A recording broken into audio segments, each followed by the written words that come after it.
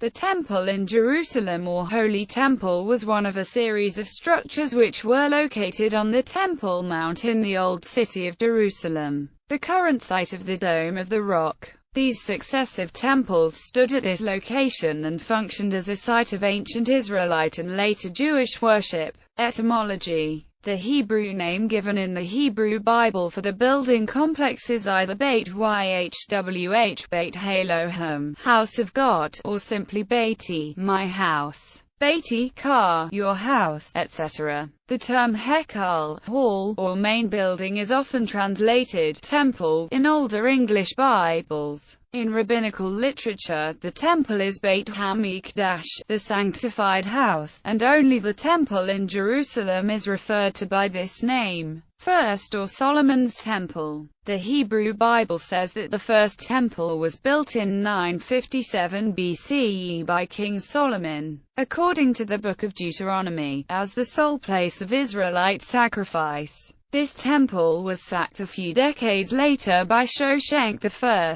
pharaoh of Egypt. Although efforts were made at partial reconstruction, it was only in 835 BCE when Jehoash, king of Judah, in the second year of his reign, invested considerable sums in reconstruction, only to have it stripped again for Sennacherib, king of Assyria c. 700 BCE. The first temple was totally destroyed by the Babylonians in 586 BCE when they sacked the city. Second Temple. According to the Book of Ezra, construction of the Second Temple was authorized by Cyrus the Great and began in 538 BCE. After the fall of the Babylonian Empire the year before, it was completed 23 years later, on the third day of Adar, in the 6th year of the reign of Darius the Great, dedicated by the Jewish governor Zerubbabel. Despite the fact that the new temple was not as extravagant or imposing as its predecessor, it still dominated the Jerusalem skyline and remained an important structure all throughout the time of Persian suzerainty. The temple narrowly avoided being destroyed again in 332 BC when the Jews refused to acknowledge the deification of Alexander the Great of Macedonia. Alexander was allegedly turned from his anger at the last minute by astute diplomacy and flattery.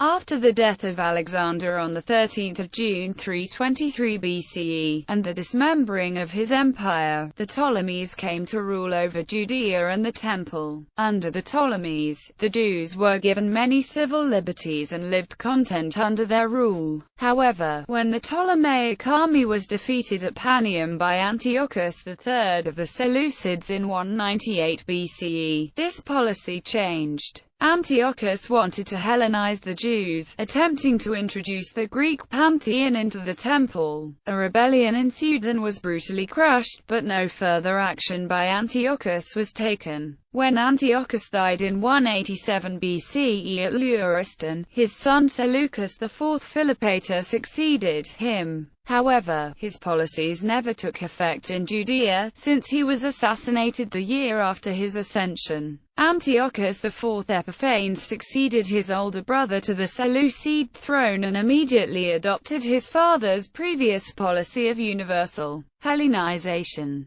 The Jews rebelled again and Antiochus, in a rage, retaliated in force. Considering the previous episodes of discontent, the Jews became incensed when the religious observances of Sabbath and circumcision were officially outlawed. When Antiochus erected a statue of Zeus in their temple and Hellenic priests began sacrificing pigs, their anger began to spiral. When a Greek official ordered a Jewish priest to perform a Hellenic sacrifice, the priest killed him. In 167 BCE, the Jews rose up en masse behind Mattathias and his 5 sons to fight and win the freedom from Seleucid authority. Mattathias' son Judas Maccabeus, now called the Hammer, rededicated the temple in 165 BC, and the Jews celebrate this event to this day as a major part of the festival of Hanukkah. The temple was rededicated under Judas Maccabeus in 164 BCE. During the Roman era, Pompey entered the Holy of Holies in 63 BCE, but left the temple intact. In 54 BCE, Crassus looted the temple treasury, only for him to die the year after at the Battle of Carrhae against Parthia. When news of this reached the Jews, they revolted again, only to be put down in 43 BCE. Around 20 BCE, the building was renovated and expanded by Herod the Great, and became known as Herod's Temple. It was destroyed by the Romans in 70 CE during the siege of Jerusalem. During the Bar Kokhba revolt against the Romans in 132–135 CE, Simon Bar Kokhba and Rabbi Akiva wanted to rebuild the temple. But Bar Kokhba's revolt failed and the Jews were banned from Jerusalem by the Roman Empire. The Emperor Julian failed to have the temple rebuilt in 363 CE. After the Muslim conquest of Jerusalem in the 7th century, Umayyad Caliph Abd al-Malik ibn Marwan ordered the construction of an Islamic shrine,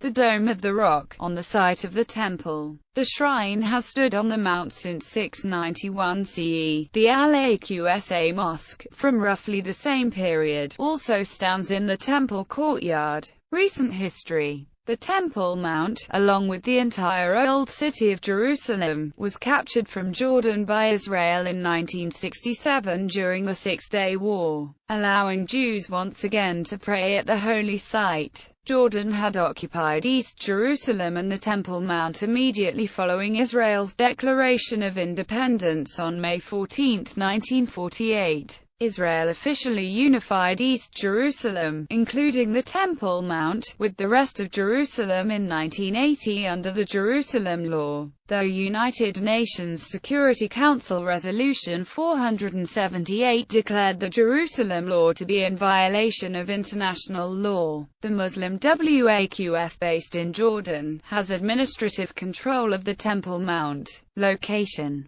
There are 4 theories as to where the temple stood: where the Dome of the Rock is now located, to the north of the Dome of the Rock, to the east of the Dome of the Rock, and to the south of the Temple Mount on Mount Ophel. Physical layout. The Temple of Solomon or First Temple consisted of 3 main elements: the great or outer court, where that people assembled to worship, the inner court or court of the priests, and the temple building itself, with the larger Hekal, or holy place, called the Greater House, in 2 Chr. 3–5 and the Temple, in 1 Kings chapter 6 verse 17, and the smaller, inner sanctum, known as the Holy of Holies or Kodesh HaKodeshim. In the case of the last and most elaborate structure, the Herodian Temple, the structure consisted of the wider temple precinct, the restricted temple courts, and the temple building itself. Temple precinct, located on the extended Temple Mount platform, and including the Court of the Gentiles,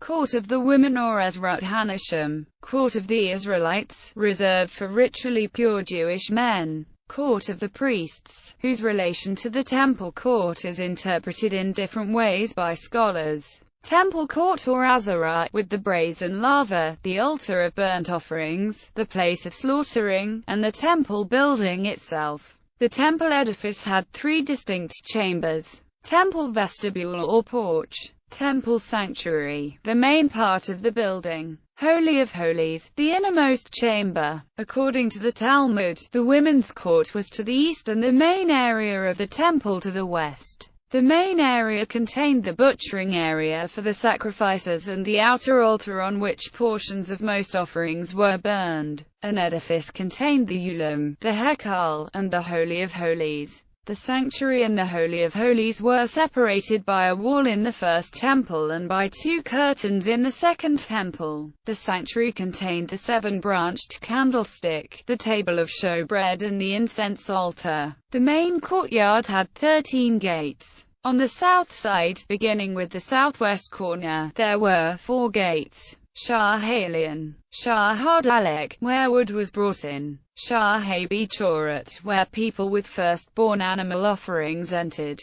Shah Hamayim, where the water libation entered on Sukkot.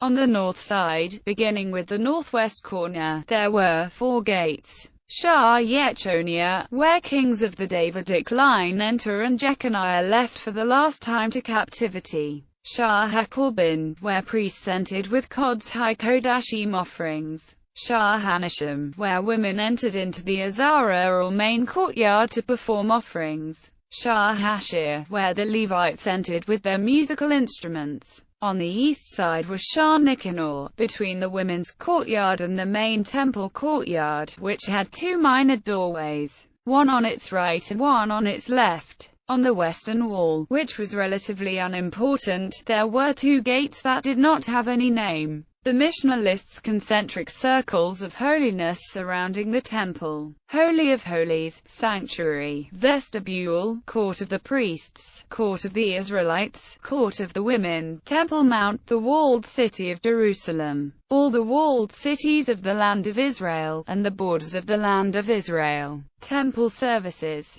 The temple was the place where offerings described in the course of the Hebrew Bible were carried out, including daily morning and afternoon offerings and special offerings on Sabbath and Jewish holidays. Levites recited psalms at appropriate moments during the offerings, including the Psalm of the Day, special psalms for the new month, and other occasions, the Hallel during major Jewish holidays, and psalms for special sacrifices such as the Psalm for the Thanksgiving offering. As a part of the daily offering, a prayer service was performed in the temple, which was used as the basis of the traditional Jewish service recited to this day, including well-known prayers such as the Shema and the priestly blessing. The Mishnah describes it as follows: The superintendent said to them, "Bless one benediction." And they blessed, and read the 10 Commandments, and the Shema, and it shall come to pass if you will hearken, and God spoke. They pronounced 3 benedictions with the people present, true and firm, and the Avodah, except, Lord our God, the service of your people Israel, and the fire offerings of Israel, and the prayer receive with favor. Blessed is he who receives the service of his people Israel with favor, and the priestly blessing. And on the Sabbath they recited one blessing: May he who causes his name to dwell in this house, cause to dwell among you love and brotherliness, peace and friendship, on behalf of the weekly priestly guard that departed. Mishnah Tamid 5-1 in the Talmud. The Talmud provides traditional theological reasons for the destruction. Why was the first temple destroyed? Because the 3 cardinal sins were rampant in society: idol worship, licentiousness, and murder. And why then was the second temple, wherein the society was involved in Torah, commandments and acts of kindness, destroyed? Because gratuitous hatred was rampant in society. This teaches that gratuitous hatred is equal in severity to the 3 cardinal sins. Role in contemporary Jewish services. Part of the traditional Jewish morning service, the part surrounding the Shema prayer, is essentially unchanged from the daily worship service performed in the temple. In addition, the Amidah prayer traditionally replaces the temple's daily Tamid and special occasion Musaf offerings. They are recited during the times their corresponding offerings were performed in the temple. The temple is mentioned extensively in Orthodox services. Conservative Judaism retains mentions of the temple and its restoration, but removes references to the sacrifices. References to sacrifices on holidays are made in the past tense, and petitions for their restoration are removed. Mentions in Orthodox Jewish services include a daily recital of biblical and Talmudic passages related to the korbanot performed in the temple, references to the restoration of the temple and sacrificial worships in the daily Amidah prayer, the central prayer in Judaism, a traditional personal plea for the restoration of the temple at the end of private recitation of the Amidah, a prayer for the restoration of the house of our lives, and the Shekinah, to dwell among us, is recited during the Amidah prayer. Recitation of the Psalm of the Day, the psalm sung by the Levites in the temple for that day during the daily morning service. Numerous psalms sung as part of the ordinary service make extensive references to the temple and temple worship. Recitation of the special Jewish holiday prayers for the restoration of the temple and their offering. during the Musaf services on Jewish holidays. An extensive recitation of the special temple service for Yom Kippur during the service for that holiday. Special services for Sukkot contain extensive references to the special temple service performed on that day. The destruction of the temple is mourned on the Jewish fast day of Tisha B'Av. 3 other minor fasts also mourn events leading to or following the destruction of the temple. There are also mourning practices which are observed at all times, for example, the requirement to leave part of the house unplastered. In other religions, Christianity, the temple is mentioned many times in the New Testament. In these scriptures, Jesus prays there and chases away money changers and other merchants from the courtyard, turning over their tables and accusing them of desecrating a sacred place with secular ways. According to the New Testament Gospels, it was to the temple court that Jesus was brought as a child, to be presented at the temple and to attend festivals. Jerusalem historian Dan Mazur reported in the Jerusalem Christian Review on the numerous archaeological discoveries made at this location by his grandfather, Professor Benjamin Mazur, which included the first-century stairs of ascent, where Jesus and his disciples preached, as well as the mikvaot, used by both Christian and Jewish pilgrims. The events of Pentecost, which are recorded in the Book of Acts, also took place at this location, at the area in which Jesus cleanses the temple of the money changers, chasing various commercial traders of doves necessary for the sacrificial rituals away from the sacred precincts. Remarkable findings were uncovered by the elder Mazur, such as a first-century vessel with the Hebrew word korban, meaning sacrifice. It was believed by Benjamin Mazur that inside this vessel, merchants would have stored the sacrifices sold at the temple court. Jesus predicts the destruction of the second temple and allegorically compares his body to a temple that will be torn down and raised up again in 3 days. This idea of the temple as the body of Christ became a rich and multi-layered theme in medieval Christian thought.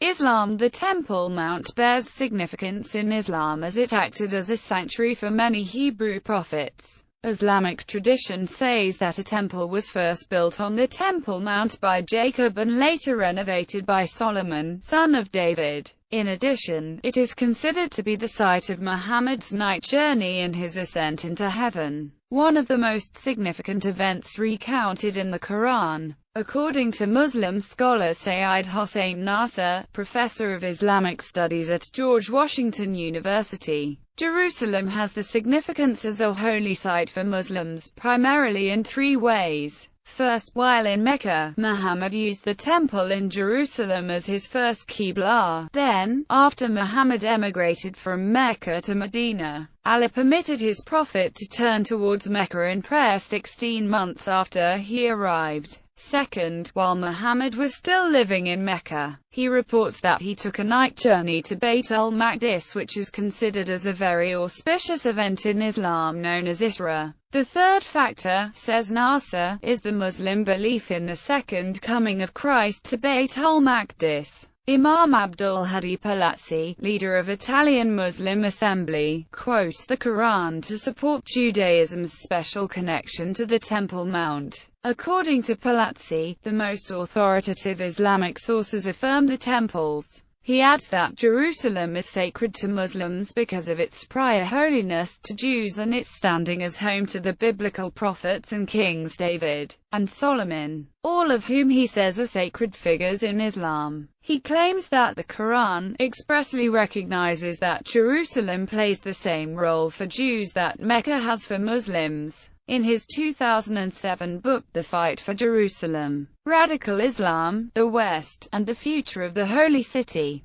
Dorgold calls assertions that the temple in Jerusalem never existed or was not located on the Mount Temple denial. David Hazany has described the phenomenon as a campaign of intellectual erasure by Palestinian leaders, writers, and scholars, aimed at undermining the Jewish claim to any part of the land, and compared the phenomenon to Holocaust denial. Archaeological evidence. Archaeological excavations have found dozens of ritual immersion or baptismal pools dating to the first temple in this area surrounding the Temple Mount. Building a third temple. Ever since the second temple's destruction, a prayer for the construction of a third temple has been a formal and, by some authorities, optional part of the thrice daily Jewish prayer services. However, the question of whether and when to construct the third temple is disputed both within the Jewish community and without. Groups within Judaism argue both for and against construction of a new temple, while the expansion of Abrahamic religion since the 1st century CE has made the issue contentious within Christian and Islamic thought as well. Furthermore, the complicated political status of Jerusalem makes reconstruction difficult. While Al-Aqsa Mosque and the Dome of the Rock have been constructed at the traditional physical location of the temple, when the Umayyad Caliph Abdul-Malik ibn Marwan built the Dome of the Rock, some reports indicated that the Jews were filled with elation. Some even believed that this Islamic shrine was the third temple. For a century, Jews had full access to this holiest of sites. In 363 CE, the Roman Emperor Julian ordered Alypius of Antioch to rebuild the temple as part of his campaign to strengthen non-Christian religions. The attempt failed, perhaps due to sabotage, an accidental fire, or an earthquake in Galilee.